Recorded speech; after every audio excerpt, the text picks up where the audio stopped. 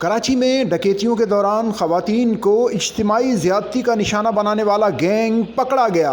گھناؤنی وارداتوں میں ملوث گینگ 5 اراکین پر مشتمل تھا۔ پولیس کارروائی کے دوران 3 دھر لیے گئے جبکہ 2 ہاتھ نہ آ سکے۔ پولیس چھاپے شروع کر دیے گئے۔ پولیس کے مطابق گزشتہ روز کراچی کے علاقے ابراہیم حیدری میں ڈکیتی کی واردات ہوئی۔ 5 ملزمان ایک گھر میں داخل ہوئے، گھر والوں کو یرغمال بنایا اور لوٹ مار کی۔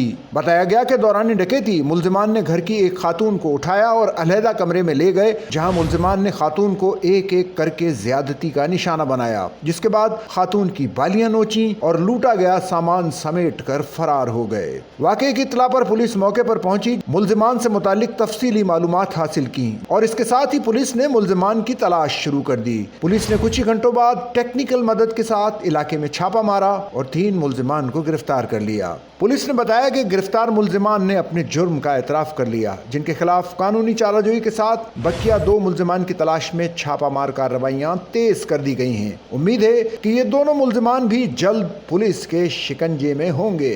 سچل نیوز نیٹ ورک کی ویڈیوز میں خوش آمدید۔ ناظرین، ویڈیو سے متعلق اپنی قیمتی رائے کا اظہار کمنٹ باکس میں ضرور کریں اور چینل کو سبسکرائب کریں۔